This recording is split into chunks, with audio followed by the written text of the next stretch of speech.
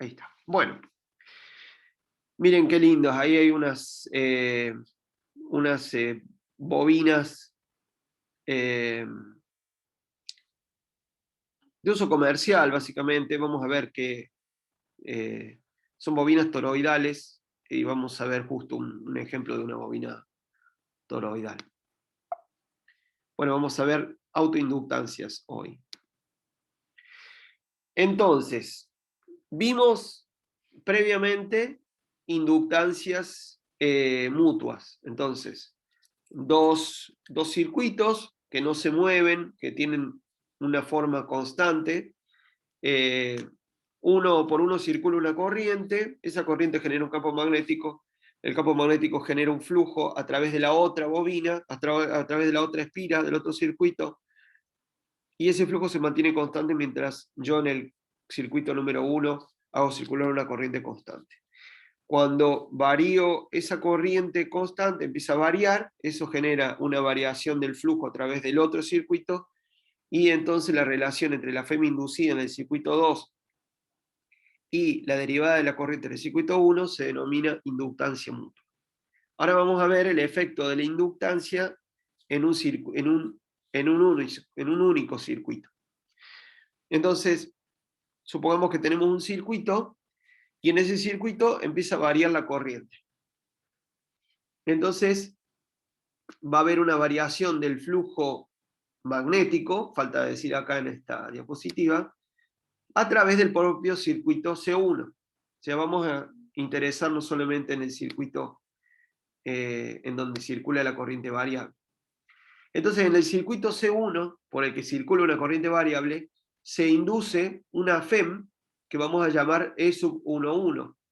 Y E sub 1,1 es igual a menos la derivada del flujo magnético del campo magnético generado por la corriente y variando, porque está la corriente variando, a través del área que encierra ese mismo circuito. Ley de Faraday, y puesto que el flujo es proporcional a la corriente, ¿por qué? Porque se supone que al circuito no lo cambiamos en forma ni en tamaño,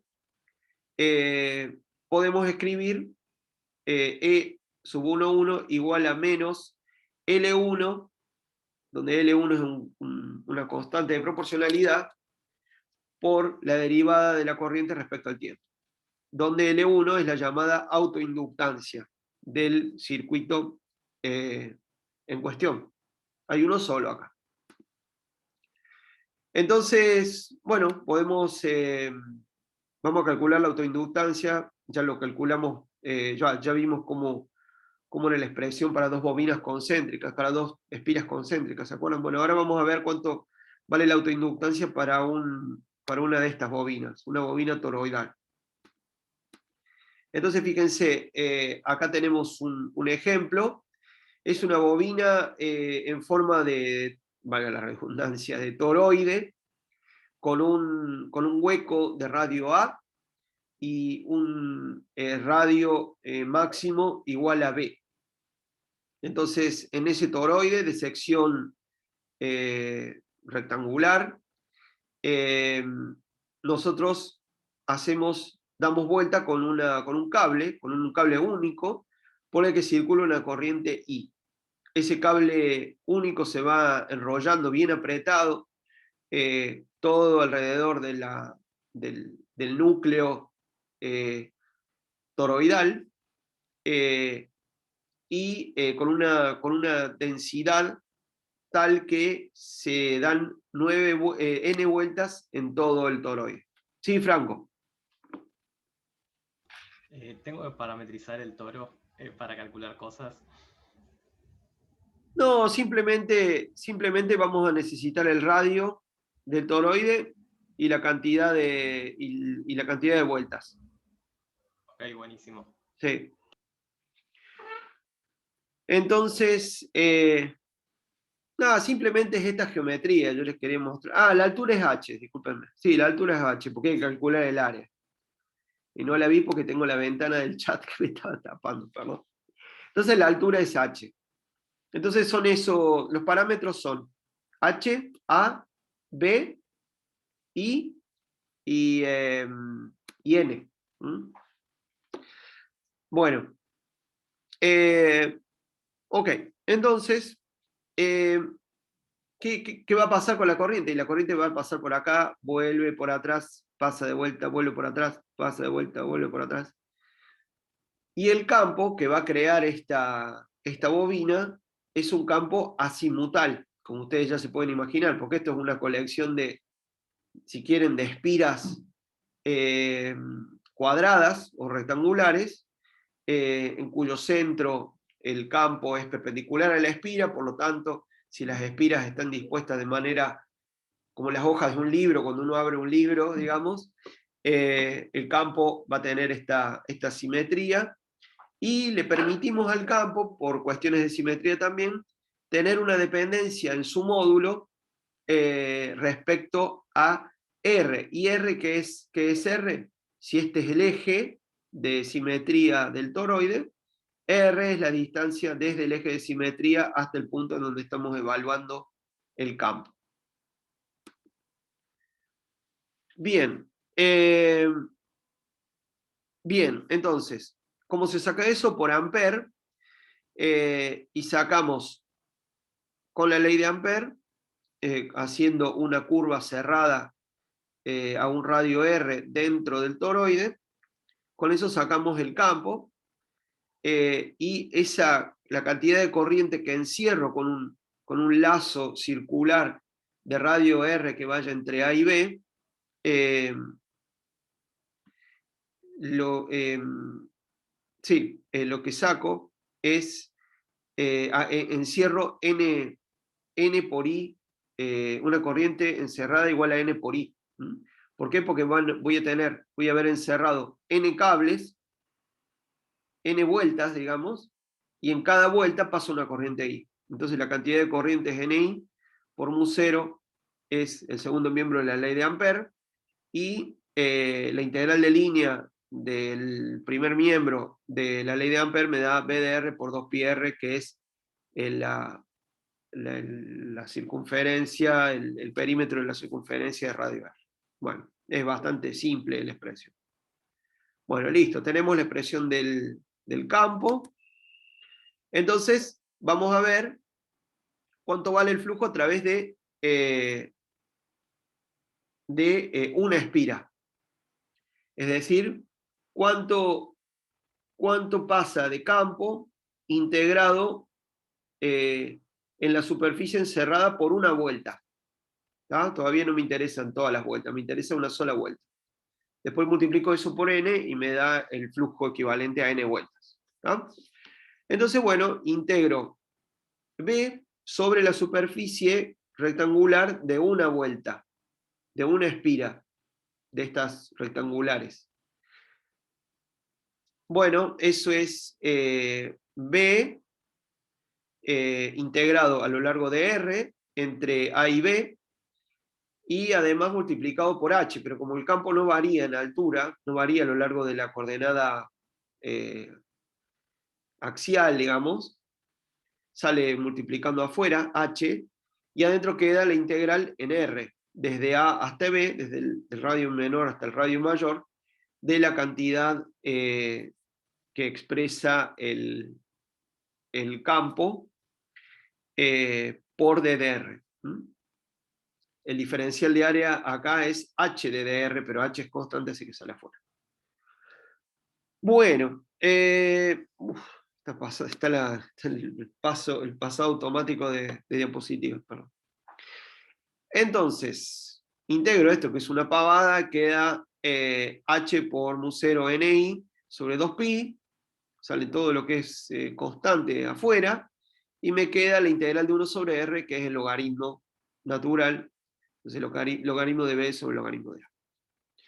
A través de n espiras, voy a multiplicar el flujo de una espira por n. Entonces me queda h μ0 n cuadrado, en vez de n, por i, logaritmo de B sobre A sobre 2. Bueno, no fue tan difícil, ¿vieron? Calcular el flujo no es tan difícil. Entonces ese es el flujo sobre todas las superficies definidas por todas las vueltas del cable dentro de un toroide, de una bobina toroidal de sección rectangular de n vueltas. Bueno, ¿y cuánto es la FEM inducida? Y bueno, ya tengo la expresión para el flujo, entonces menos la derivada del flujo respecto al tiempo es la FEM inducida, ley de Faraday, calculo menos la derivada de esto, el menos se acuerdan por la ley de Lenz, y todo esto es constante, entonces lo único que ataca la derivada es la corriente. O sea, en el caso en el que la corriente varía en el tiempo, porque yo la estoy haciendo cambiar de alguna manera, la expresión para la FEM inducida va a ser proporcional a la derivada respecto del tiempo. Si la corriente disminuye, esto va a ser menor que cero, si la corriente crece, esto va a ser mayor que cero. Entonces todo lo que acompaña al menos y a DI y a DT es la autoinductancia. Es el efecto de la variación de la corriente sobre la misma FEM. Y esa autoinductancia es todo esto que está acá. Entonces, H mu 0 n cuadrado sobre 2pi logaritmo de B sobre A. Y listo, ya sacaron la autoinductancia. Creo que le puse L1, si mal no recuerdo le había puesto L1. Sí, L1. Acá le pongo L, pero en realidad es L1. ¿Sí? Bueno, ¿se entendió la cuenta? Es bastante simple. No sé si quedó algo poco claro. Avísenme, ¿sí? Me frenan. Pero creo que es bastante fácil de entender. No, sí se entiende. Bueno, genial, genial.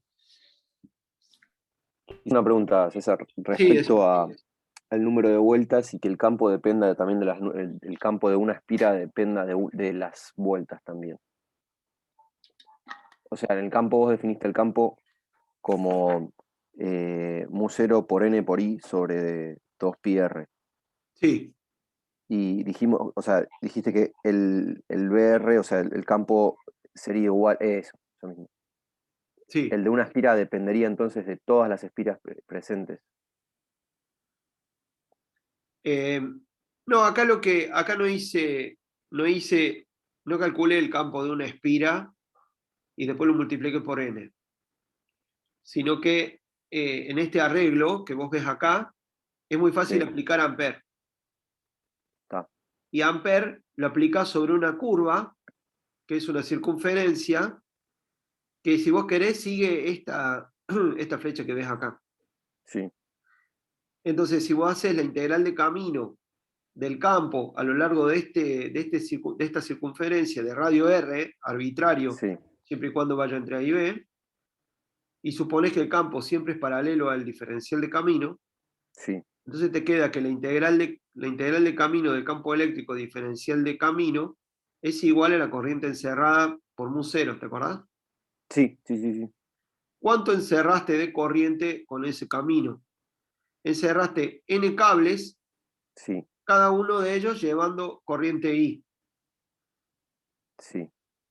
Porque Claro, o sea, entonces, sí, ahí eso ahí lo- lo comprendo. Lo perfecto. que me hace, medio me llama un poco la atención es que Sí. después volvamos a multiplicar por n. Ah, bueno, ese es en el flujo. Está bien en el flujo. Está bien. Cuando vos decís, bueno, ya tengo el campo, por amper saco el campo. Ese campo Sí, sí. depende de n, porque encerraste n vueltas acá. Ahí Bien. apareció una n. Después cuando vos calculás el flujo, decís, bueno, voy a calcular el flujo a través de una espira.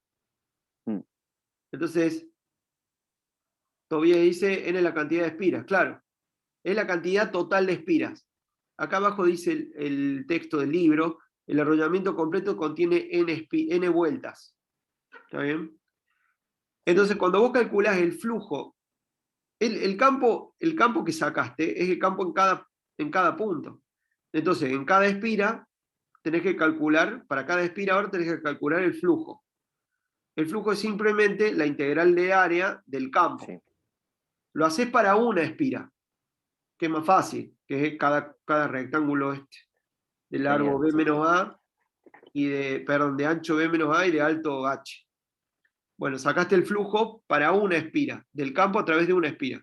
Pero como tenés n vueltas, tenés n espiras, Sí, tenés que multiplicarlo eso por n. genial. Ahí aparece el n cuadrado. Buenísimo. Sí, sí, sí, se Y entendió ya un está, poquito ahora más. solamente te queda derivar. Y de la derivada respecto al tiempo, lo único que va donde va a atacar la derivada Es va la a ser la intensidad. corriente. Porque el resto de los parámetros son parámetros fijos de la misma bobina. Genial. Joya. Bueno, entonces imaginarán ustedes que cada forma de bobina, cada tipo de bobina tiene su L. Entonces, bueno, cuando vas a comprar una bobina, lo vas a comprar por su L. De la misma manera que cuando vas a comprar un capacitor, lo compras lo elegís por su valor de C.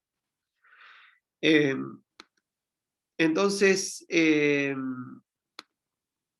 la autoinductancia, ya le había dicho que se mide en henrys, el sistema SI, y bueno, eso. Cada bobina tiene su L, como cada capacitor tiene su C. Todavía no sabemos bien qué relación hay entre el L y la capacidad de almacenar B, pero ya lo vamos a ver, falta poquito. Así como el C me decía cuánto campo puedo almacenar, cuánto campo eléctrico, yo les dije que el L nos mostraba cuánto campo magnético podemos guardar.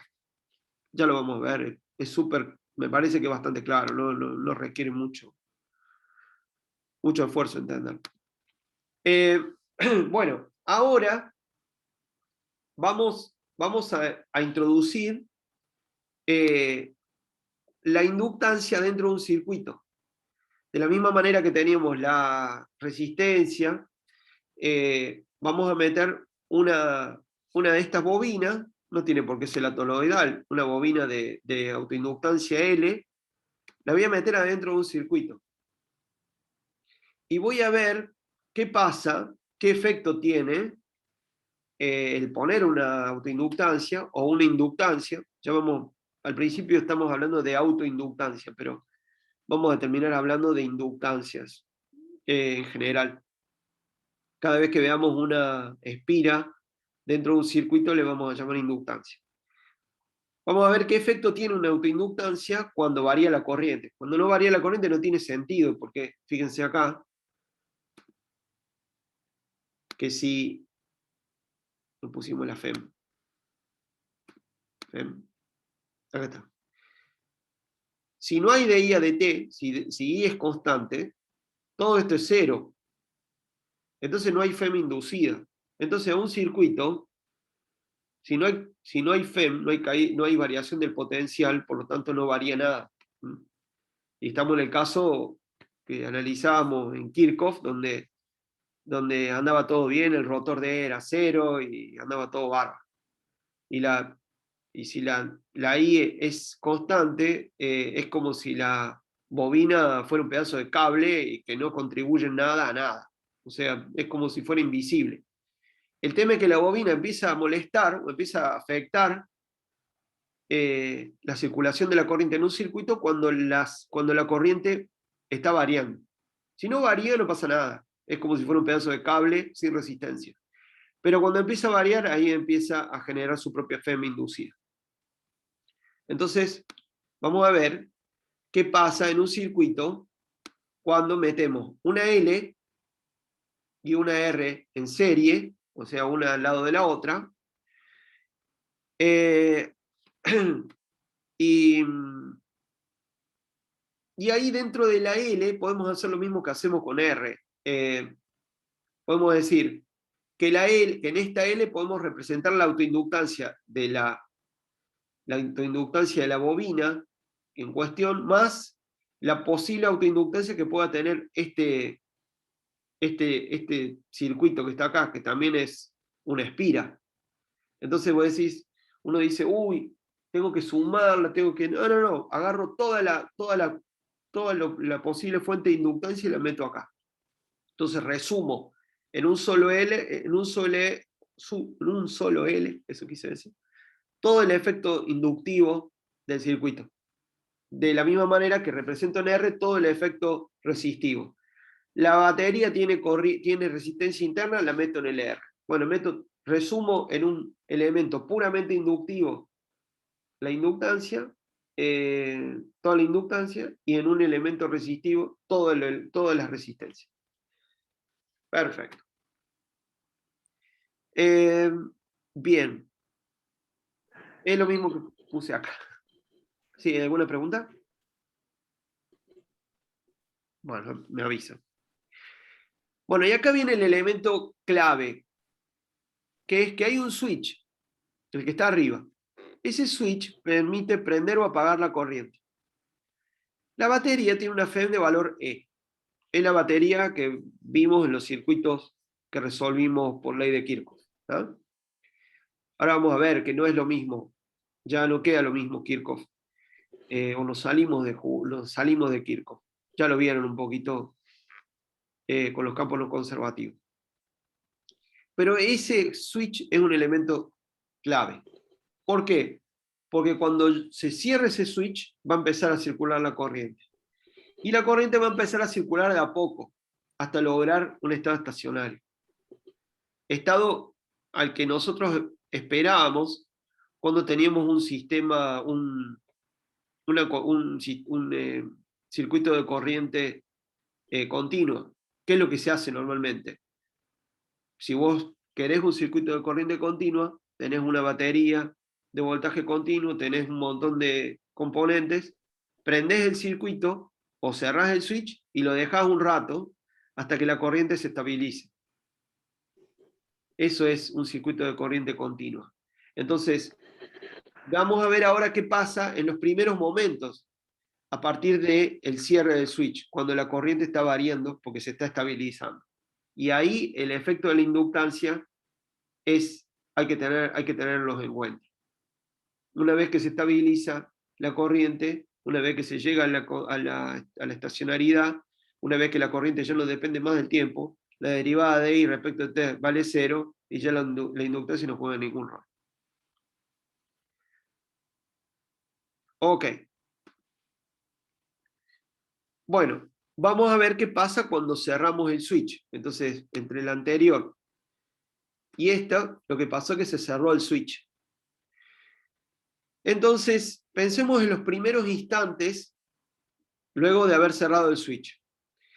Si la corriente empieza a circular y está variando a partir de un valor 0, antes de cerrar el switch la corriente es 0, cuando cierro el switch empieza a crecer la corriente, se va a generar una FEM inducida por esta inductancia que es igual a menos L por dI a dt. De vuelta, esto va a ser distinto de 0 mientras la corriente no varíe.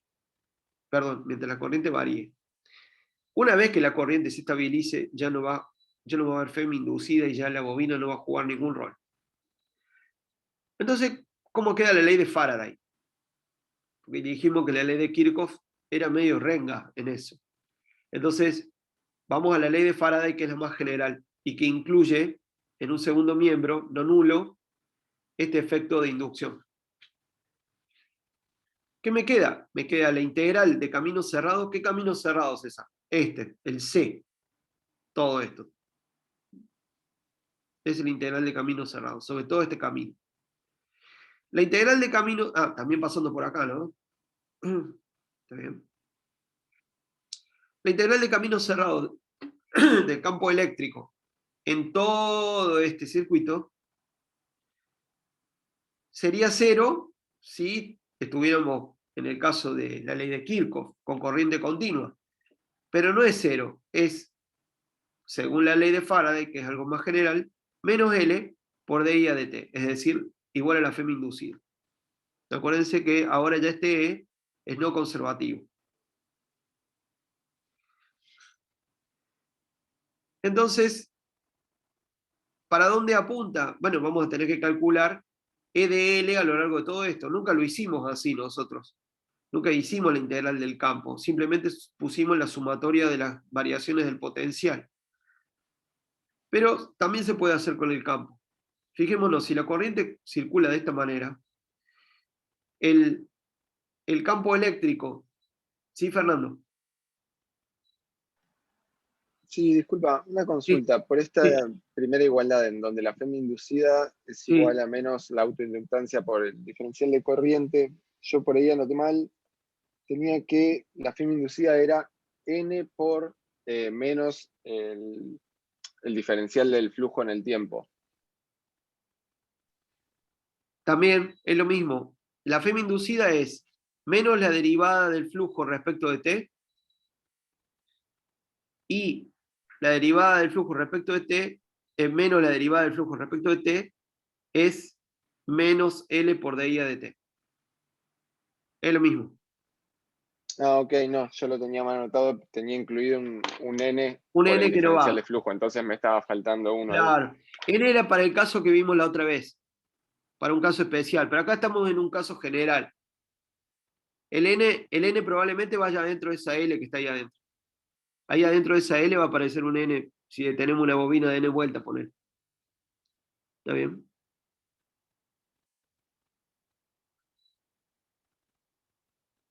Ok. ¿Alguna otra pregunta? Bueno, súper.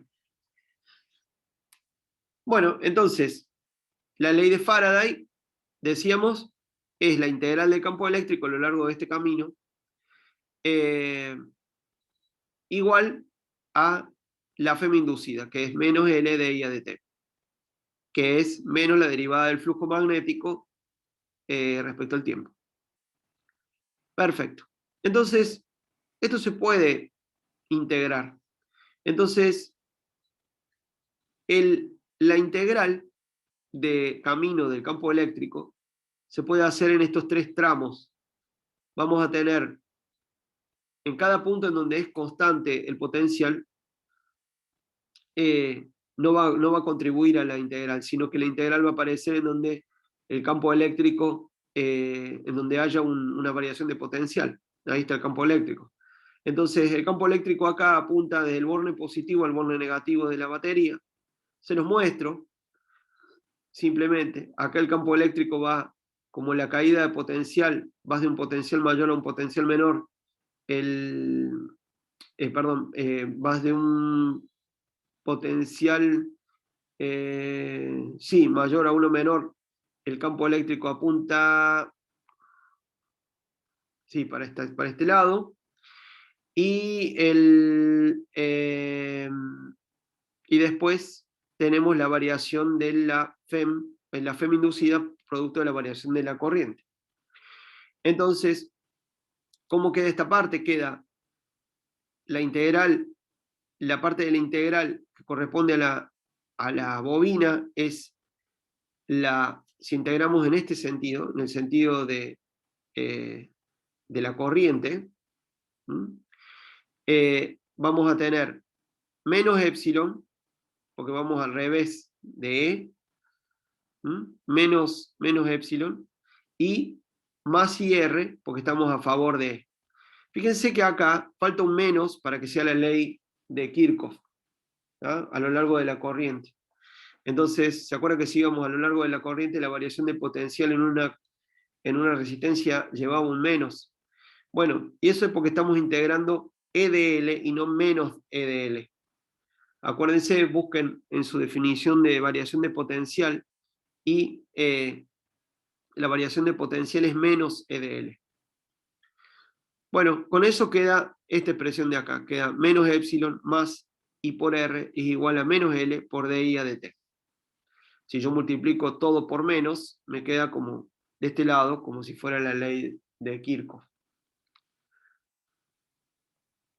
Pero es lo mismo, a menos de un signo es lo mismo.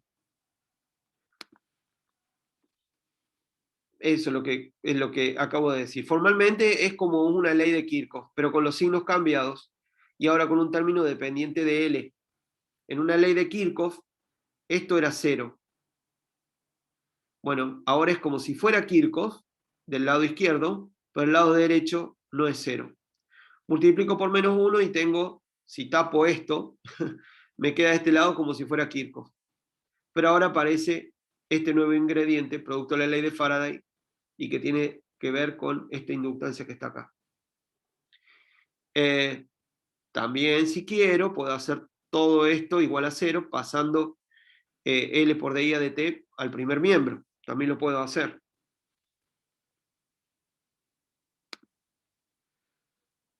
Fíjense que acá hay dos cosas que uno puede decidir. Hay dos opciones que uno puede seguir. Una es creer que puedo seguir aplicando Kirchhoff y ahora hacer que a nivel de la inductancia hay una caída de potencial igual a menos L por DI a dt, o puedo escribir la ley de Faraday de esta manera, con un menos, siendo más riguroso. O sea, puedo pretender que sigue valiendo Kirchhoff, si quieren, agregando un nuevo elemento, una nueva caída de potencial que va a ser menos L por DI a dt a lo largo de la dirección de la corriente, acuérdense. O puedo decir, no, Kirchhoff no vale, no me voy a confundir, entonces calculo por un lado la integral de diferencial de camino igual a la FEM inducida. Como ustedes quieran, lo que sí recuerden que no van a estar haciendo la ley de Kirchhoff, que la ley de Kirchhoff no funciona porque ya la corriente está variando, entonces lo que tienen que ver es la ley de Faraday que contempla la variación de la corriente. Después, como lo resuelven, elijan ustedes cómo hacer. Bien. ¿Y qué es esto? Una ecuación diferencial. Porque lo que quiero hallar es cuánto vale I. I es una función de t, porque estoy asumiendo que I está variando, y bueno, tengo que, con epsilon dato, R dato y L dato, tengo que ver cómo se determina la corriente en función del tiempo. Es una ecuación diferencial ordinaria de primer orden inhomogénea. Probablemente ya la han visto. Tiene solución exponencial real. Entonces, ¿cómo es la solución general? La solución es la suma de la solución general de la homogénea, es decir, haciendo la inhomogeneidad igual a 0, hallo la general de la homogénea, más una solución, no tienen que ser todas, con solamente una solución de la inhomogénea que encuentre, ya está, y sumo las dos. La solución general de la homogénea más la solución de la inhomogénea. Y la solución de la inhomogénea, la solución de la inhomogénea es bastante... la solución, sí, de la inhomogénea.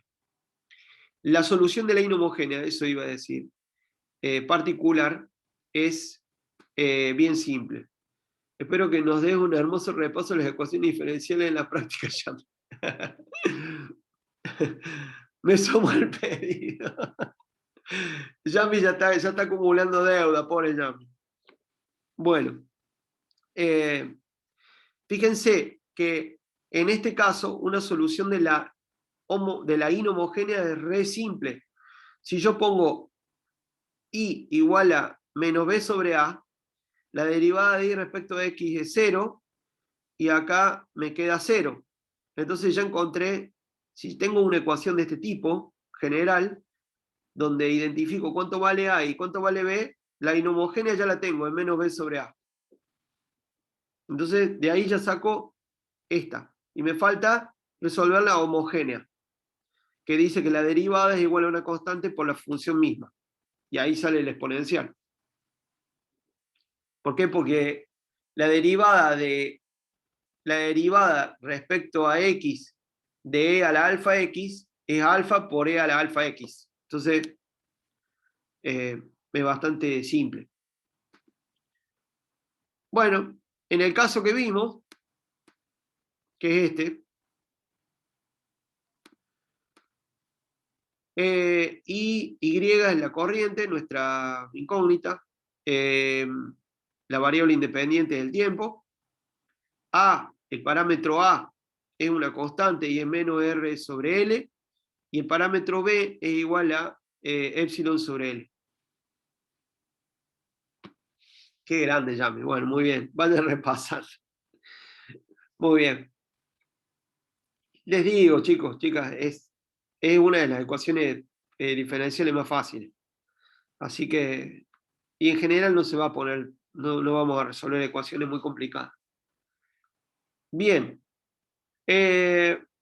Entonces, la homogénea, es decir, la que tiene el parámetro independiente igual a 0, queda DIH ADT igual a menos RL por IH. Entonces la solución es una constante por E a la menos RT sobre L. Menos, no se olviden acá, menos RT sobre L. Esta es una función que si yo la derivo respecto al tiempo me da menos R sobre L por la misma función. Es esa. Y acá le dejé una constante. Cuando ustedes resuelven la ecuación, cuando ustedes obtienen la general de la homogénea, aparece una constante de integración que queda determinada por las condiciones iniciales del problema. Así que esa C, que es una constante, que no tiene nada que ver con la C esta, a esa constante C la vamos a sacar una vez que le apliquemos las condiciones iniciales. Bien. No quiero entrar en detalle porque esto lo pueden ver ustedes tranquilos más adelante.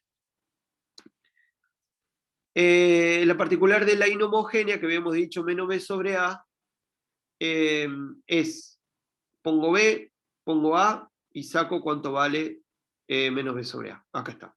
Entonces, la solución total es la general de la homogénea más la particular de la inhomogénea, y solamente me queda determinar cuánto vale esta constante que está acá, C. Y le voy a aplicar las condiciones iniciales. Bueno, fíjense que es algo constante y una cantidad que va decreciendo en el tiempo de manera exponencial. ¿Tá? Con esto de la pandemia ya sabemos bien qué pinta tiene una exponencial. Y ojalá el número de casos diarios decreciera exponencialmente. El problema es que está creciendo exponencialmente. Así que, a diferencia de lo que pasa con los contagios, hay que ponerle un menos para que decrezca exponencialmente. Bueno, nos A falta... tiempos largos quedaría como la ley de Ohm, entonces.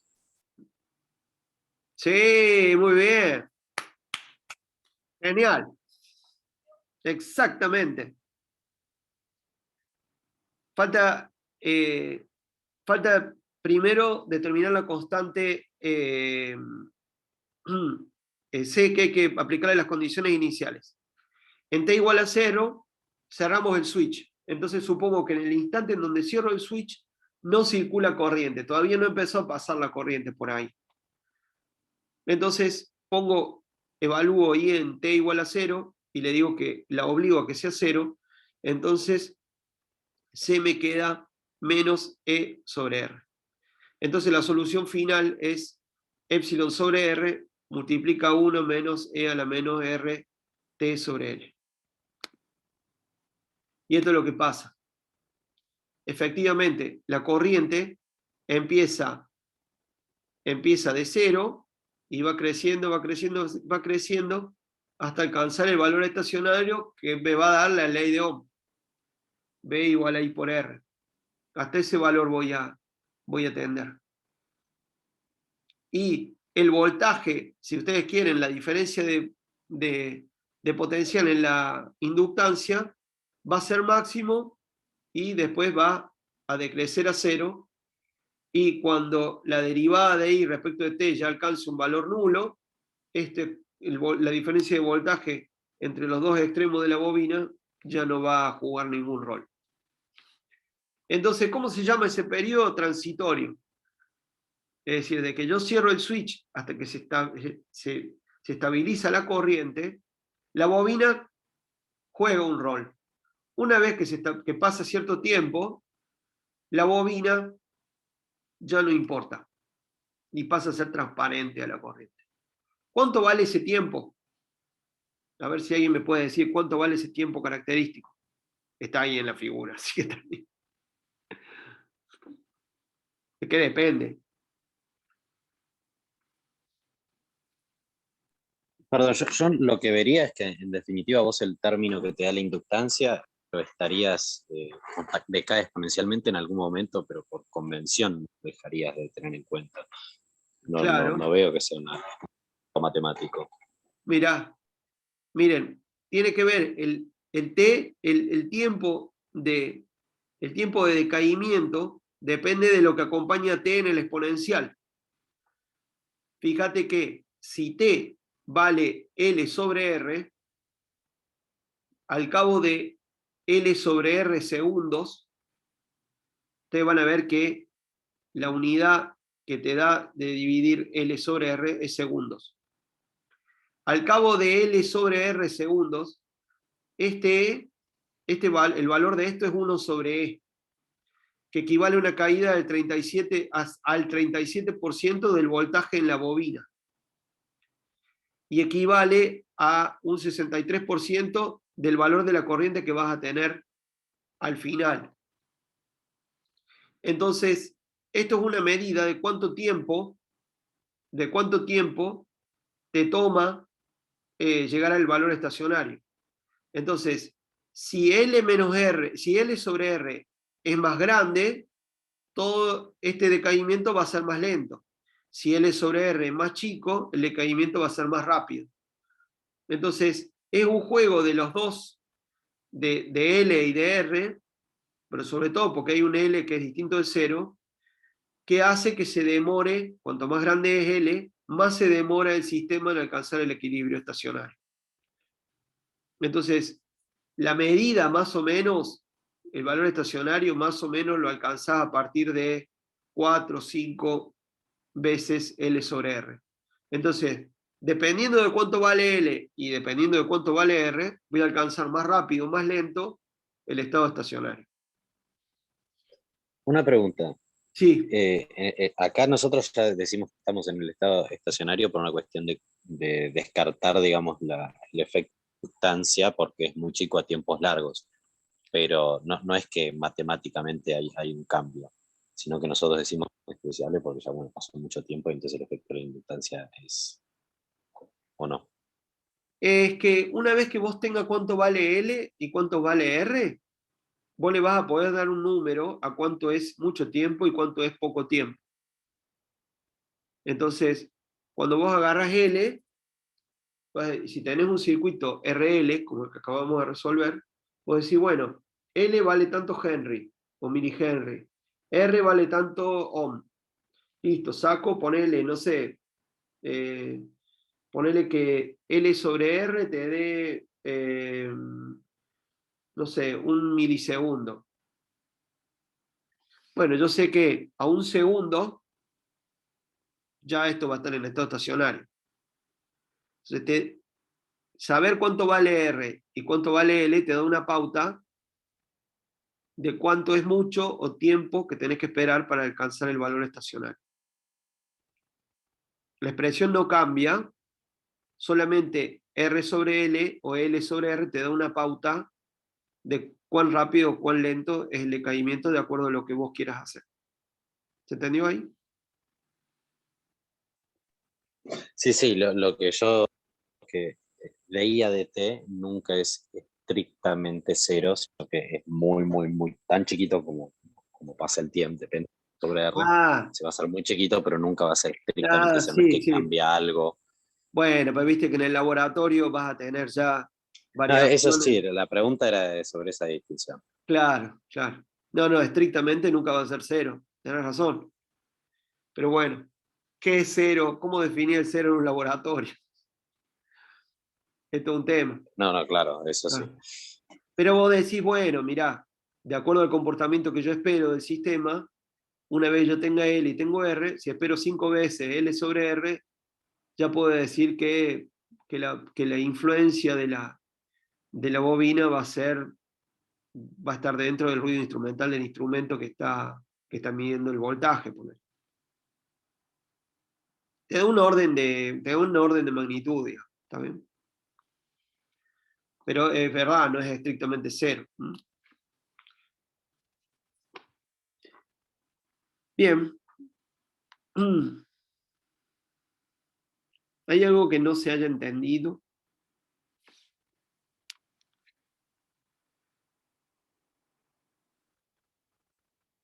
No, todo bien. Bueno. Repase, es de las ecuaciones diferenciales que uno puede ver en esta materia.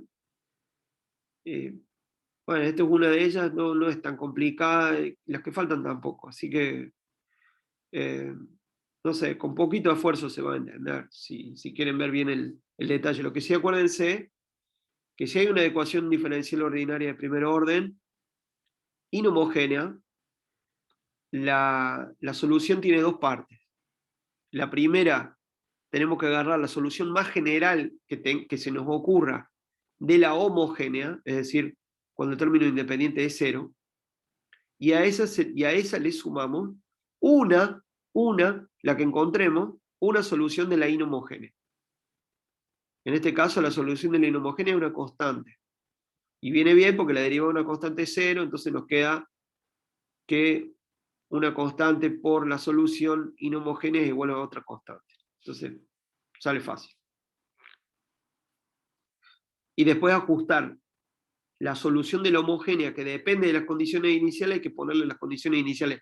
No queda totalmente determinada la solución por el simple hecho de sumar las soluciones.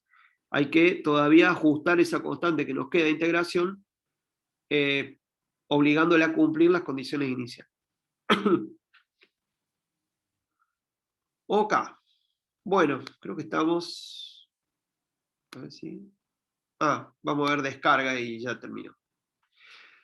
Entonces, ¿cómo queda el cuentito? Tras cerrar el switch, el circuito demora en alcanzar el valor estacionario de la corriente.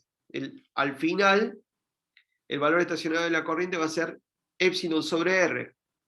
Como dijimos recién, con la ley de Ohm, ya la influencia de la inductancia definitivo es cero. Al final de todo es cero. La demora en alcanzar el valor estacionario de la corriente viene dada por L sobre R. Cuanto más grande es este cociente, más se demora. Entonces, si L es muy chiquito, pero R es, si L es muy grande, o si o R es muy chiquito, más tiempo tarda. ¿Qué es lo que pasa? La bobina se opone a la ley de Faraday, a que circule la corriente que le induce. Cuando nota la bobina que empieza a aumentar el flujo magnético a través de sí misma, se opone con una FEM inducida de tal manera de oponerse al cambio del flujo, tal como lo describimos antes. Es la ley de Lenz, al fin de cuentas, la que está jugando ahí en contra. Se opone y después ya no puede oponerse más. Pero mientras ocurre este transitorio, queda determinado porque ante la variación de la corriente, la bobina se opone a ese cambio de la corriente. Obviamente termina rindiéndose, por así decirlo, la bobina, porque hay una batería que está peleando para mantener la corriente circulando a como de lugar. La oposición también se puede ver como una FEM inducida que se opone a E a medida que el flujo crece en la bobina a una tasa L de I a de T almacenando energía. Bueno, ¿qué va pasando ahí? ¿Qué tipo de energía voy almacenando? Y a medida que va creciendo la corriente, va creciendo el flujo de campo magnético. Entonces voy a ir almacenando energía en forma de campo magnético dentro de la bobina. ¿Se puede medir esa energía almacenada? Sí, la puedo medir. ¿Cómo la puedo medir? Descargando el circuito RL a través de la disipación que genera la resistencia. Midiendo cuánto se calienta la resistencia. Cuando saco la batería, tengo la bobina a full con el campo máximo y veo cómo se descarga. Entonces, ¿qué pasa? Bueno, vamos, lo que recomendamos acá para evitar cortocircuitos es quitar la batería y cortocircuitar la combinación de la resistencia y la bobina manteniendo cerrado el switch. Bueno, no es un detalle más de laboratorio, eso lo pueden charlar con los chicos de laboratorio cuando lo vean al circuito. Pero básicamente vamos a ver qué pasa si está circulando una corriente I, que ya es estacionaria, o sea, este L ya no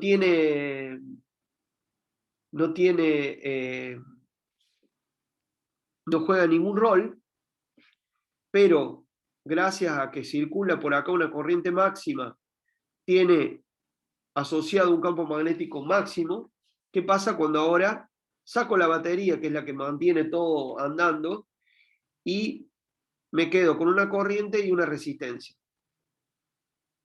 Bueno, va a empezar a bajar la corriente, porque va a haber disipación de la energía cinética de las cargas a través de la resistencia, y va a volver a variar la corriente de manera de generar una FEM inducida. Ahora en el sentido opuesto. Es decir, la inductancia va a ser demorar la descarga. Se va a volver a oponer.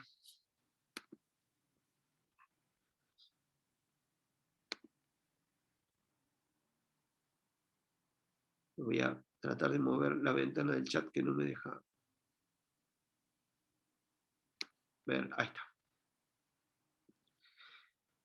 Sin la fuente, ¿cómo queda la ley de Faraday? Queda menos I por R. Esta es la integral, del campo eléctrico diferencial de camino con un menos. Entonces me queda menos I por R igual a L de I a de T. Desapareció epsilon de la fuente.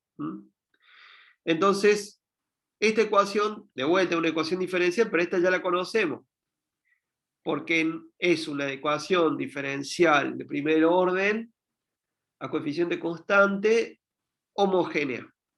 No aparece el epsilon que aparecía la otra vez. Entonces, es mucho más fácil. No hay que encontrar una solución particular de la inhomogénea. Ya resolviendo con la homogénea está listo. Entonces la solución ya la conocemos, es una exponencial con un factor de decaimiento igual al anterior, R sobre L, R sobre L, lo cual da un tiempo L sobre R, y una constante de integración que lo tengo que fijar con las condiciones iniciales. ¿Cuál es la condición inicial? Ahora, la condición inicial es que en el momento en el que empiezo a descargar el capacitor, la corriente que tengo es la corriente máxima que está pasando. Y en ese caso la corriente máxima es epsilon sobre R. Es la que quedó andando al máximo cuando cargué, cuando ya la corriente se hizo estacionaria. Entonces, si empiezo a contar el tiempo en un T1, si empiezo a descargar en un T1, entonces la expresión me queda así, donde I0 es E sobre R, epsilon sobre R. Entonces, esto se empieza a descargar en T1. En T1 me queda T1 menos T1 igual a 0, y ahí el I0 es máximo. Entonces, queda así. Vengo con una corriente estacionaria máxima, y ahí empieza a decaer la corriente, producto de la disipación, hasta, en un tiempo infinito, llegar a cero. O si ustedes quieren, en un tiempo finito, pero que depende de L sobre R, tener una corriente por debajo del ruido instrumental de mi amperímetro, si quieren.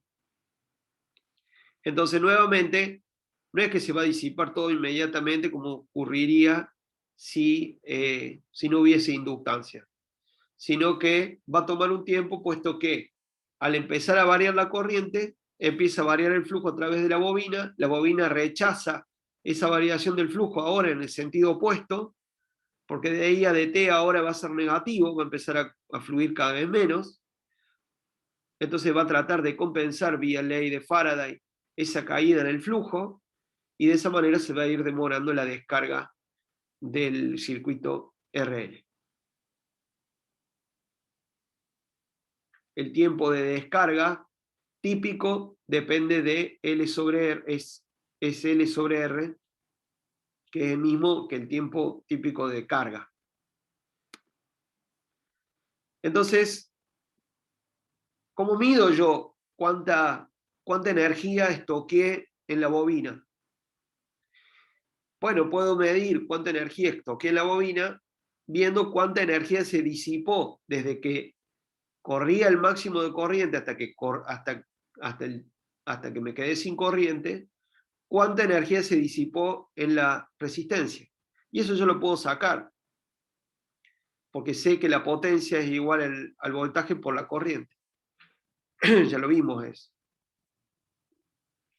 Entonces, la energía disipada a partir del instante T1, que es cuando empiezo a descargar la bobina, es la integral de la potencia. La potencia es I cuadrado por R. Ahí ya la tengo porque ya la obtuve de acá. Y la integro en el tiempo, desde el momento en que empiezo a descargar hasta el tiempo infinito. Esa integral se puede sacar sin ningún problema, haciendo unos reemplazos del caso. Se los dejo a ustedes para que lo vean. Y la integral termina dependiendo del integral en tensión infinito de E a la x de dx. Y eso, si mal no recuerdo, da 1. Entonces, acá me queda 1/2 de L por la corriente máxima al cuadrado. Entonces, la corriente almacenada que disipé y que estaba almacenada en la bobina en forma de campo magnético era 1/2 de L por I cuadrado. Entonces, mientras haya inductancia, puedo almacenar energía. Fíjense, si L vale 0, no hay energía estoqueada almacenada en la bobina. Y esa energía depende del cuadrado de la corriente. Comparen este resultado a la cantidad de energía que almacena un capacitor, que ya la calculamos más hace algunas clases atrás. Bueno, de la misma manera entonces que almacenamos campo eléctrico con un capacitor, almacenamos campo magnético con una bobina.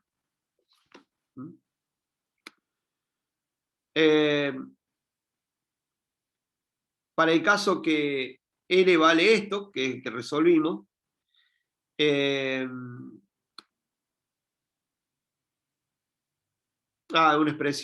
una expresión similar, digamos, esto me había olvidado. Para el caso en particular de esto, pero vamos a sacar un resultado más general. Si L, por ejemplo, para este caso vale esto, que es lo que calculamos hace un ratito, y el campo magnético a una distancia R vale esto, entonces, si integramos 1 sobre 2 mu 0 B cuadrado en el volumen dentro del toroide, a lo que vamos a llegar en general es que vale 1/2 de LI cuadrado. Lo mismo que obtuvimos antes. Entonces, una manera de ver U, que vimos que U es igual a 1/2 de L por I cuadrado, U también es la integral de 1 sobre 2 mu 0 de todo el campo generado por una bobina dentro de su volumen. Entonces, la energía depende de I, de L, y también la energía almacenada puede ser vista como la integral en todo el volumen de la bobina del campo magnético al cuadrado. De la misma manera que lo habíamos visto para el campo eléctrico en el caso del capacitor. Bueno, creo que con esto estamos. Ah, y faltaba esto. Sí, si U es la integral en todo el volumen de la bobina de B cuadrado sobre 2 mu 0, entonces B cuadrado sobre 2 mu 0 es la densidad de energía volumétrica. Y la densidad de energía por unidad de volumen almacenada en una bobina viene dado por el campo magnético dividido 2 mu 0. Bueno, es algo similar a lo que vimos con el capacitor. Exactamente lo mismo. Así que, si ustedes quieren, pueden ir repasando. Por un lado, lo que hicimos con el capacitor y la energía electrostática y el campo electrostático, y por otro lado pueden ir viendo cómo se almacena también la energía magnética, en este caso, dentro del volumen de la bobina. Entonces, hay una densidad de energía por unidad de volumen dentro de la bobina, eso integrado sobre todo el volumen de la bobina me da la energía total que puede almacenar la bobina, y eso a la vez es un medio de la autoinductancia de la bobina por la corriente que está circulando en la bobina al cuadrado. ¿Cómo lo pudimos ver a eso? Lo pudimos ver descargando un circuito RL inicialmente que se cargó inicialmente luego de alcanzar una corriente estacionaria. Desconectamos y vimos cuánto se disipaba, calculamos la potencia por unidad de tiempo, integramos esa potencia desde el tiempo que empezamos a descargar hasta el final, y a partir de ahí pudimos sacar cuánta energía fue disipada. Esa energía se almacenó en forma de campo magnético, como vemos en esta cuenta. No voy a ir en detalle porque es similar a lo que vimos con el campo eléctrico.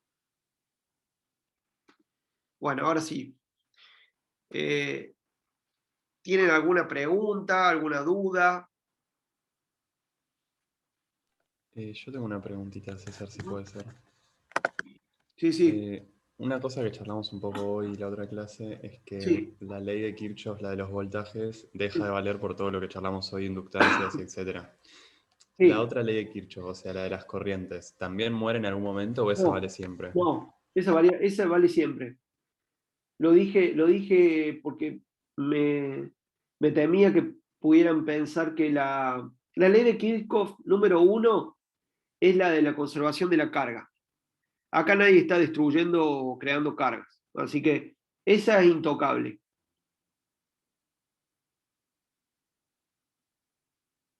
Excelente, gracias, César. De nada.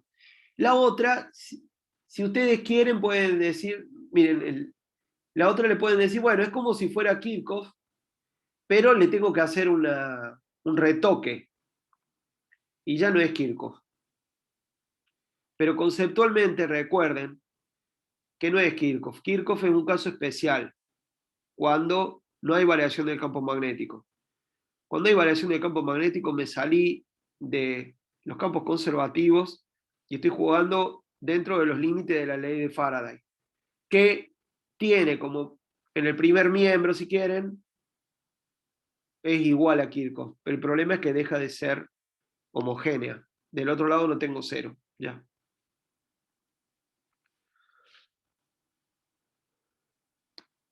Bueno.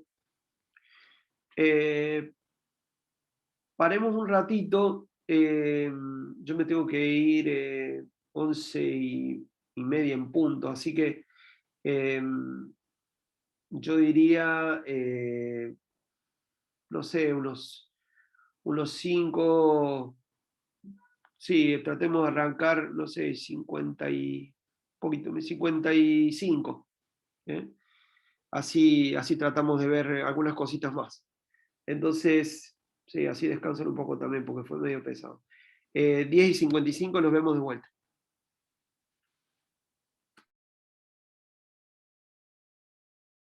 Bien.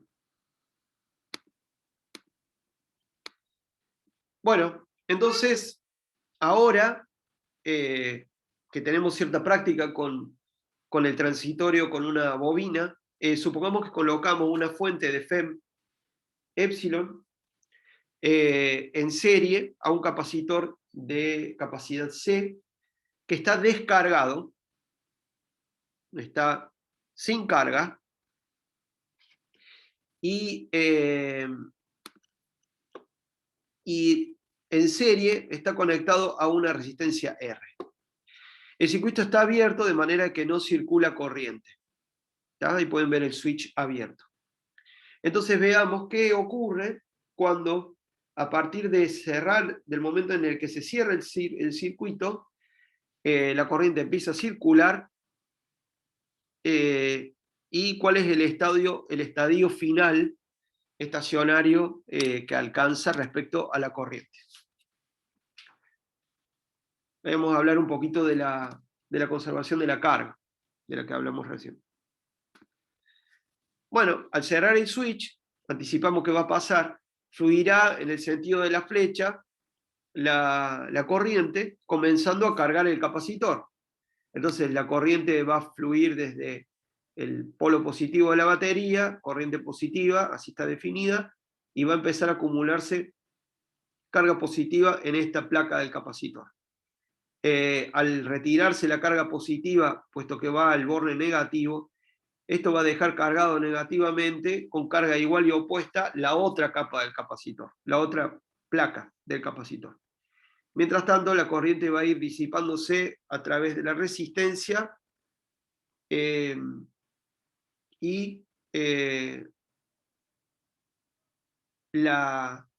con una conservación de la carga.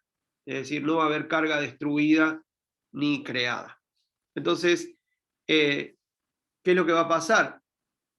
Como no hay ningún otro lugar de donde provenga carga que va a ir al capacitor, la corriente va a ser la tasa a la cual la carga en el capacitor se va a ir acumulando. Entonces, eso es básicamente que la divergencia de J es igual a 0, es decir, todo lo que voy a ir, sí, o mejor dicho, en ese caso va a haber una entrada de carga, va a haber una entrada de carga que va a traer la corriente, y esa carga en el capacitor va a ir aumentando en función de cuánta carga vaya llegando por la corriente. No va a haber ninguna otra fuente. En ese caso, la divergencia de J va a ser menos ρ de T. No va a ser 0, pero va a haber una conservación de la carga. Es decir, no voy a estar creando carga ahí. Ahora bien, al mismo tiempo, del otro lado, la corriente va a ir circulando, alejándose del capacitor. Entonces, lo que se carga acá va a ser lo que se vaya descargando, lo que vaya aumentando acá la carga negativa. Entonces, en total lo que va a dar es, si yo tomo las dos placas del capacitor, voy a tener voy a tener carga entrando por un lado y saliendo por este lado. Ahí sí, en cada placa va a ir acumulando carga, pero en total va a ir entrando por acá y saliendo por acá, cargando negativamente esta placa y cargando positivamente la que está al frente. ¿Cómo se expresa eso? Se expresa como que la corriente es igual a la derivada de la cantidad de carga respecto al tiempo. Entonces, si entra corriente, si la corriente es positiva en este sentido, si considero la corriente positiva en este sentido, la carga va a ir, en el capacitor va a ir aumentando. Si la carga continúa en este sentido, la carga negativa también va a ir aumentando.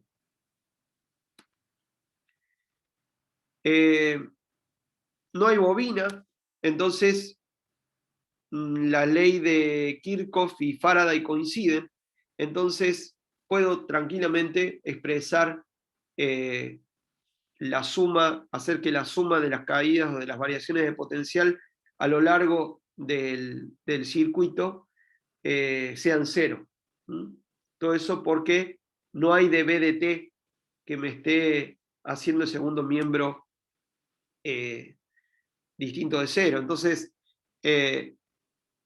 ahora sí aplico Kirchhoff sin ningún problema conceptual y digo que a lo largo de este circuito tengo el potencial de la batería, epsilon, va a haber una caída de potencial a través de las placas, de una placa a la otra del capacitor.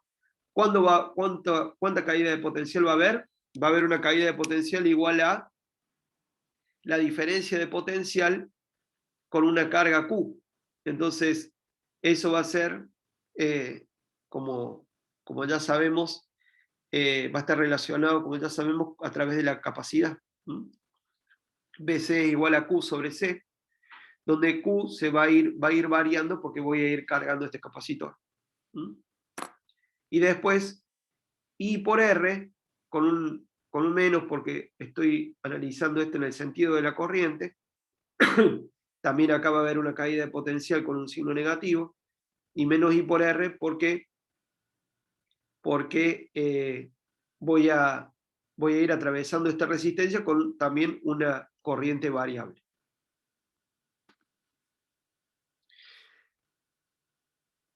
¿Y qué tengo acá? Tengo una ecuación diferencial, puesto que I es de Q a dt.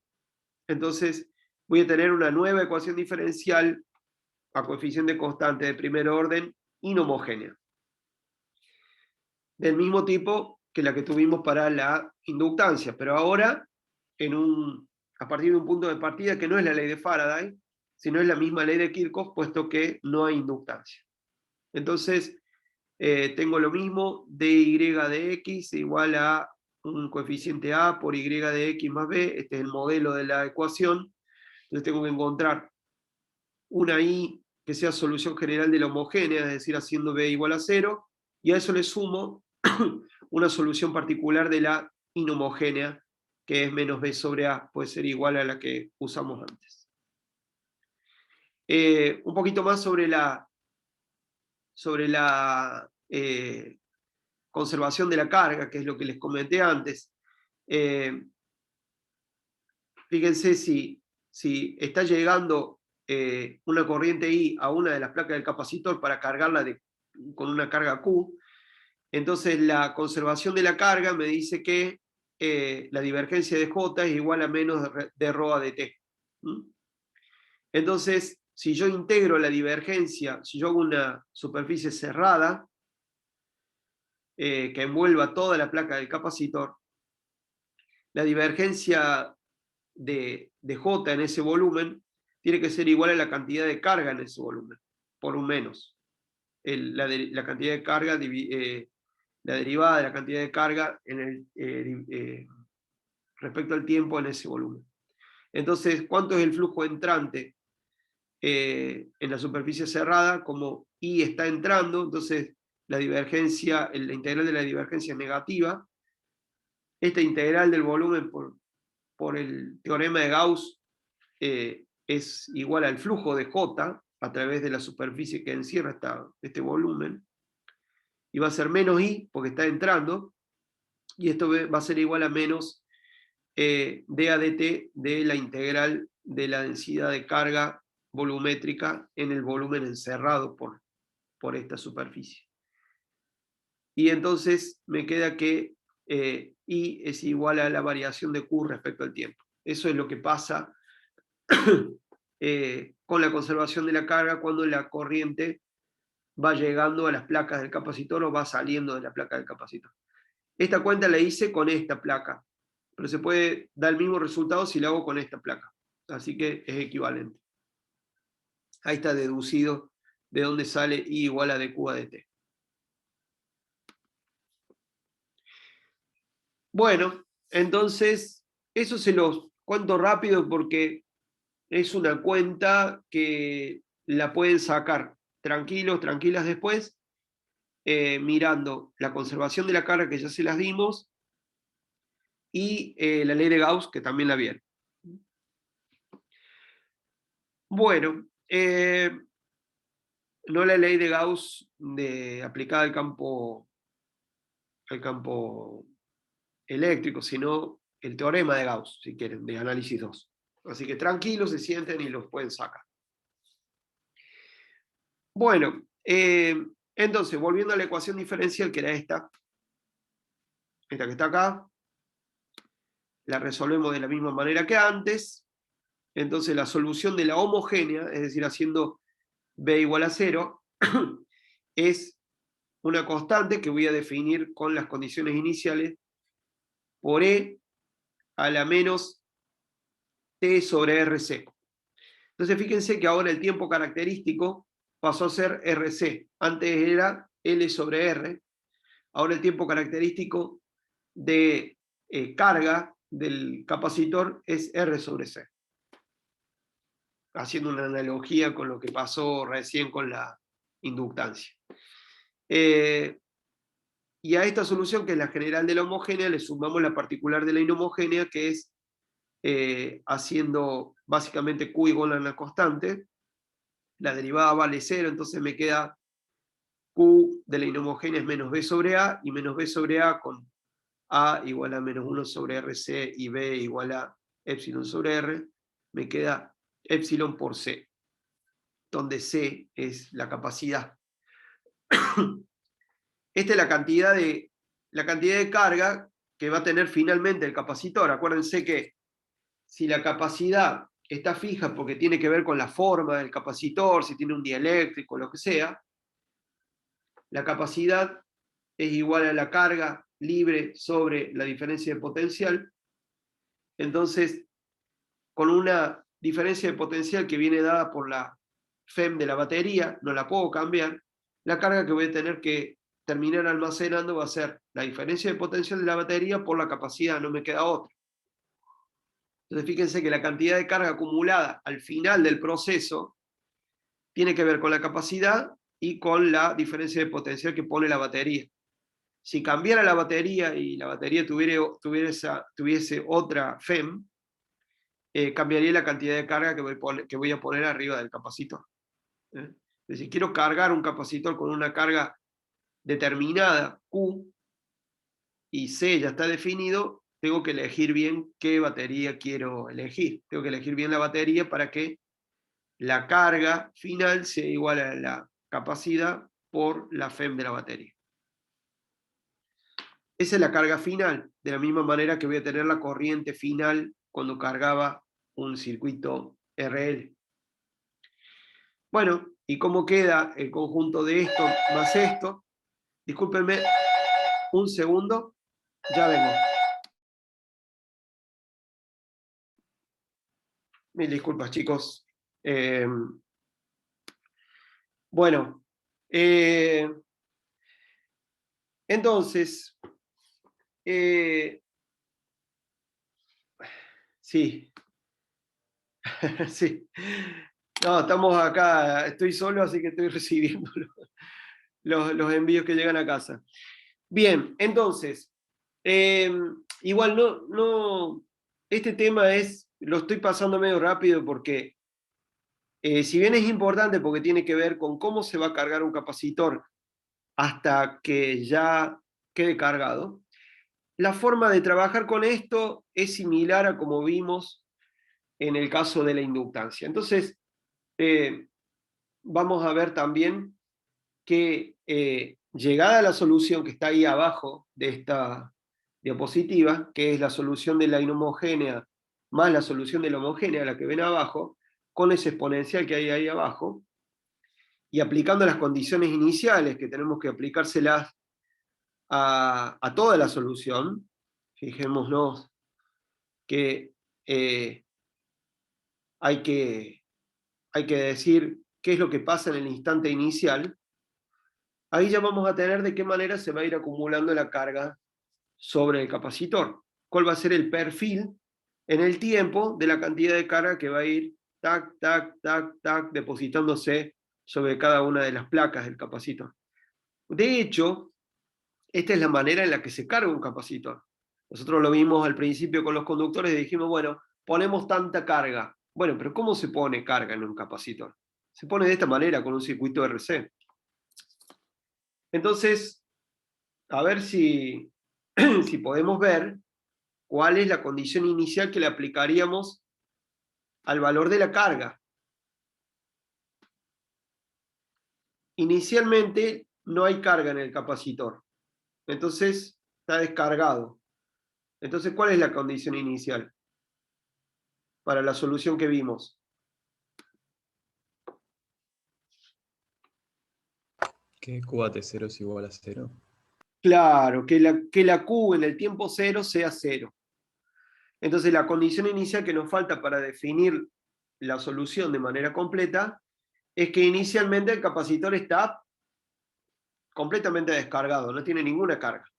Entonces, aplicamos la condición inicial Q igual a 0, entonces, según la solución, eso me dice que K es igual a menos epsilon por C, y la solución final es esto que está acá. Q es igual a E por C, 1 menos E a la menos T sobre RC. Uy, qué lío, César, ¿qué quiere decir esto? Bueno, esto es algo que es un U, es E por C, a lo cual le voy restando una cantidad que al principio es E por C, y después se va haciendo cada vez más chiquita hasta que finalmente Q final me queda E por C. Ya lo vamos a dibujar.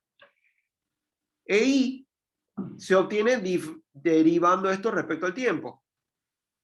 I es igual a dQ de t, es igual a E sobre R, E a la menos T sobre RC. Fíjense que acá es mucho más fácil.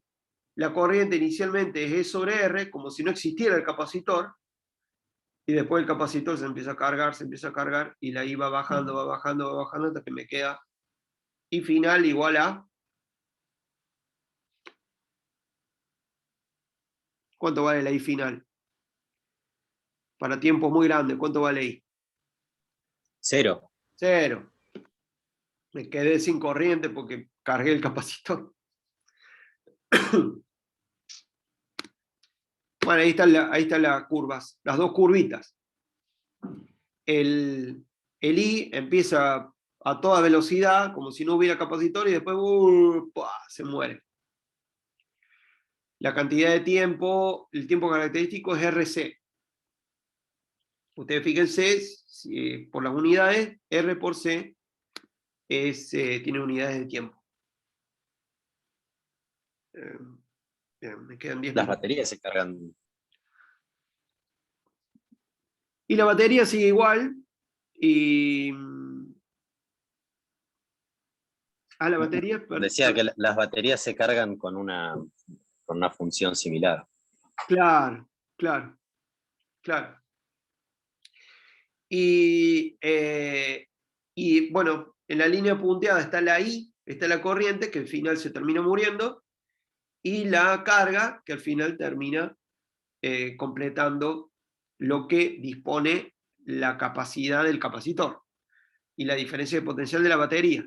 La cantidad de carga queda determinada por cómo es el capacitor y cuánto tengo de diferencia de potencia garantizado por la batería. Eso acuérdense siempre, ¿sí?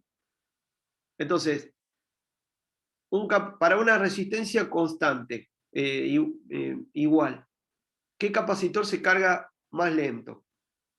¿Un capacitor de una capacidad más grande o uno de una capacidad más chica? ¿Cuál se carga más lento?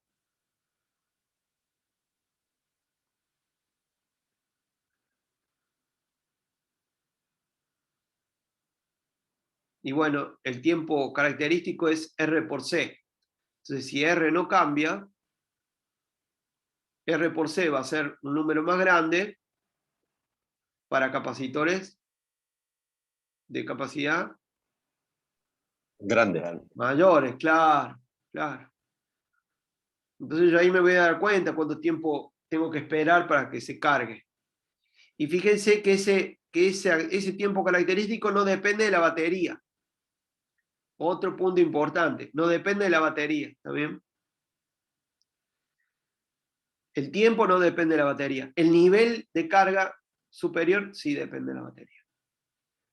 Pero el RC, ese tiempo característico, al igual que el de la bobina, depende de las características intrínsecas de la batería, de la bobina y de la corriente, pero no de la batería.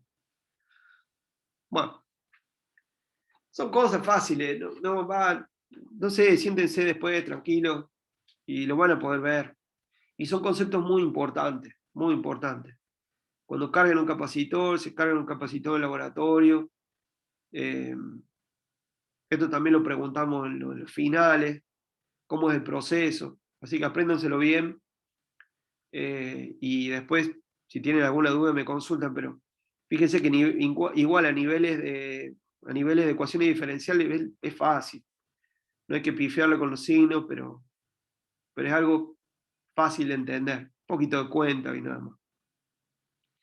Las condiciones iniciales, acuérdense, se aplican al final, a la solución total. ¿Está bien? No se aplica la condición inicial en un problema de valores iniciales. Cuando resuelven la ecuación diferencial, no se les aplica la condición inicial a la homogénea. Se le aplica la solución total. Eso también acuérdense. Eso yo me acuerdo, a veces tenía dudas sobre eso. O sea, una vez que tienen la solución completita, que es la suma de la homogénea y la inhomogénea, a esa se le aplico, a esa solución total le aplico la condición inicial. Bueno, no sé si no me escapa algo más, pero no creo que tengan mucho problema para entender esto. Bueno, y ahora descargamos el capacitor. Entonces, cortocircuitamos la fuente, el capacitor ya está cargado el capacitor, y vamos a descargarlo. Ya no hay una batería ahí que mantenga la diferencia de potencial entre los bornes, entre las placas del capacitor. En el instante T1 cerramos el switch. Si está abierto el switch, la carga del capacitor no tiene a dónde ir. Entonces el capacitor está cargado mientras yo no cierre el switch. Al cerrar el switch, la carga acumulada de este lado va a fluir para encontrarse con la carga acumulada de este lado, y así va a dar una corriente neta. ¿Podemos anticipar cuál va a ser la dirección de I al cerrar el switch? ¿Qué dicen ustedes? ¿Para dónde va a fluir la corriente? Al lado izquierdo, ¿no es? Porque está cargado con carga positiva a la izquierda y a la derecha negativa. Ajá. Claro, claro. Va a ser en sentido antihorario. Si la corriente fluyó en la carga fluyó en sentido horario, como vimos, ahora en la descarga va a fluir en sentido antihorario. Efectivamente. Entonces va a fluir para el otro lado. ¿Por qué? Porque la carga positiva inicialmente acumulada en esta placa va a ir para este lado para encontrarse con la negativa que está acumulada de este lado. Acuérdense que acá no hay forma que se produzca un arco voltaico, porque acá hay un aislante, que es el aire, o un dieléctrico, y entonces va a buscar el camino de la corriente en donde haya conductores, y el conductor es este que está acá. Este es un poco más resistivo, pero conductor al fin.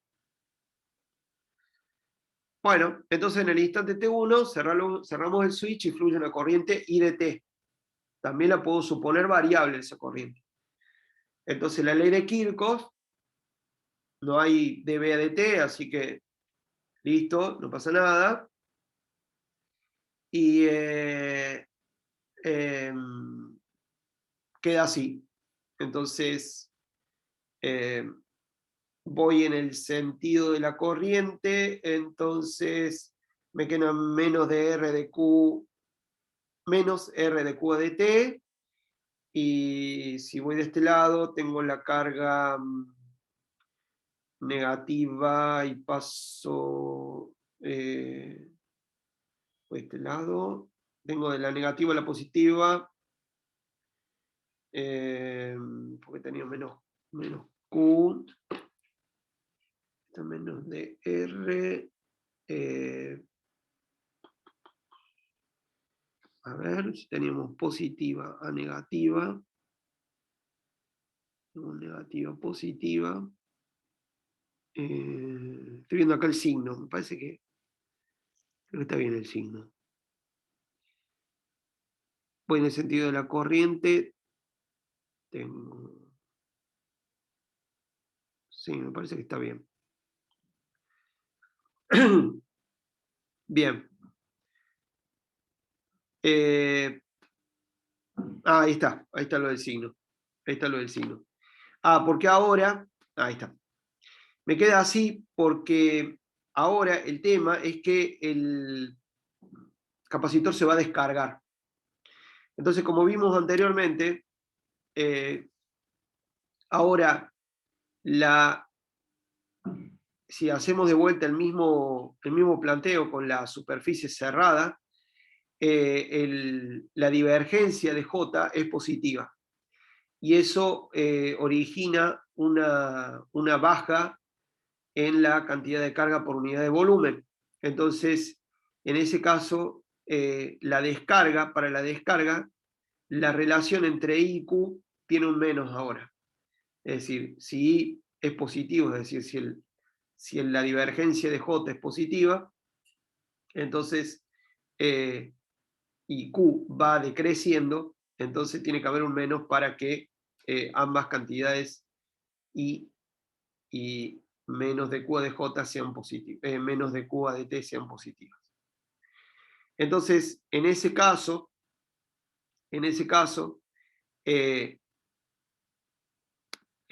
acá hay dQ de T tiene I es menos dQ de T, entonces ahí aparece el menos que a mí no me cerraba acá. Entonces va Q sobre C, porque voy desde la negativa a la positiva, y después de acá pongo menos I por R, pero I es menos de Q de T y ahí los signos van de P. Eso es lo que no me cerraba, pero efectivamente es por eso, por los signos que mostramos acá.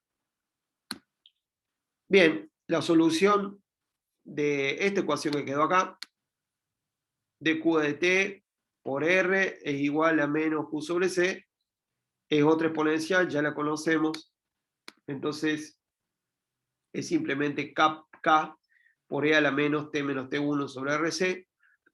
La carga inicial del capacitor va a ser la que terminó teniendo luego de haberlo cargado, es decir, epsilon por C.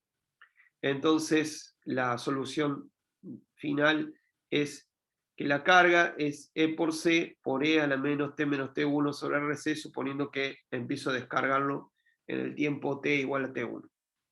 Entonces, en el tiempo T igual a T1 esto es 0, entonces tengo la carga total y después en el infinito esta carga termina siendo 0.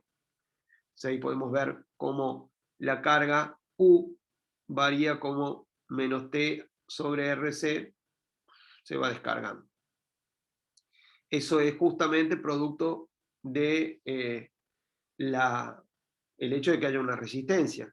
Fíjense que si R es 0, si no hay resistencia, el tiempo de descarga sería, se descargaría rápidamente.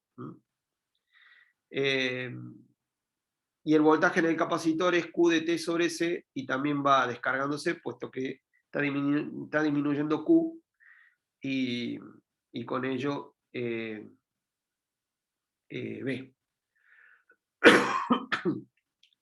Bien. Bueno, con eso estamos. Entonces, resumen. En esta clase vimos qué efecto le hace una bobina a un circuito en donde esta bobina está conectada a una resistencia en serie. Cómo se almacena la energía magnética que tiene una densidad por unidad de volumen que depende del campo magnético al cuadrado dividido 2 mu 0, y cómo eso se almacena y se disipa cuando una bobina por la que circula una corriente I máxima es desconectada de una batería y esa corriente va decayendo. La bobina se opone al cambio en la corriente, por lo tanto demora tanto la carga como la descarga. Es una contra. Siempre te lleva a la contra la bobina. Ese es el mensaje más coloquial, digamos, de esta clase. Y después vimos otra forma de transitorio, que es la manera en la que cargamos un capacitor. Un capacitor, lo vimos al principio, ponemos la carga Q. Bueno, ¿cómo se hace? ¿Cómo se hace para poner una carga Q a un capacitor? Bueno, tenemos una carga Q, tenemos una capacidad C que no la podemos cambiar, que es el capacitor que conseguimos, dice C igual a tanto microfaradio, eso no lo puedo cambiar. Entonces voy a tener que encontrar, si quiero poner una carga Q en un capacitor ya con una C definida, no me queda otra que elegir una fuente apropiada. Esa fuente es la que, a través de la relación entre Q y B, me garantice la carga que yo quiero poner. Entonces, una vez que hago eso, armo un circuito RC, y en el transitorio se va a ir cargando ese capacitor hasta que la corriente final sea cero. ¿Cuánto tiempo tardo en llegar a esa corriente cero? ¿O cuánto tiempo tardo en cargar ese capacitor? Bueno, tarda un tiempo R por C. ¿Y cuánto? Qué bueno, Sofía, ¿cómo andás? ¿Y de cuánto depende RC?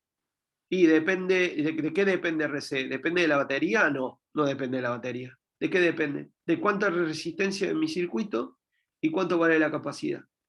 ¿Me voy a tardar más con una batería más débil o me voy a tardar menos con una batería de mayor voltaje? No, no, solamente depende de R y de C. Obviamente con una batería de mayor FEM voy a cargar más un capacitor a C constante que si tengo una batería de menor FEM, pero el tiempo de carga y de descarga es el mismo. Bueno, todo eso vimos hoy. Así que, como les digo, no son conceptos complejos, son conceptos súper importantes, le van a servir mucho en el labo y repásenlos tranquilos, no se vuelvan locos con las ecuaciones diferenciales, solamente un medio para llegar al resultado, ¿sí? Lo importante es que entiendan qué es lo que está ocurriendo en el sistema, que sigan viendo que se conserva la carga, que no hay ningún problema con la carga, que solamente disponer bien los signos. Si hay alguna duda en la cuenta me preguntan. Y bueno, no sé, ¿tienen alguna otra pregunta? Yo tengo una preguntita, César, ¿se puede Sí, hacer? sí. Creo que tanto en este como cuando vimos el otro circuito, el de la bobina, dijiste que saquemos la fuente y después cerremos el switch porque si no explotaba todo. No entendí por qué se cortocircuitaba. Lo que pasa es que hay que tener mucho cuidado que, fíjate que cuando vos abrís el switch y tenés conectada la batería, abrís el switch teniendo conectada la batería, lo que sucede es que ahí se va a producir una derivada de I respecto de T muy grande. Porque vas a cambiar, abruptamente vas a cambiar I. En un tiempo muy corto vas a cambiar mucho I. Entonces lo que ocurre cuando se comete ese error es que el término del segundo miembro de la ecuación de Faraday explota, porque de I a de T se hace muy grande. Entonces hay que tener muchísimo cuidado porque ahí puede haber arcos voltaicos. Entonces lo que se hace es simplemente cortocircuitar la fuente y no abrir el switch cuando está la bobina cargada. Eso es lo que quise decir.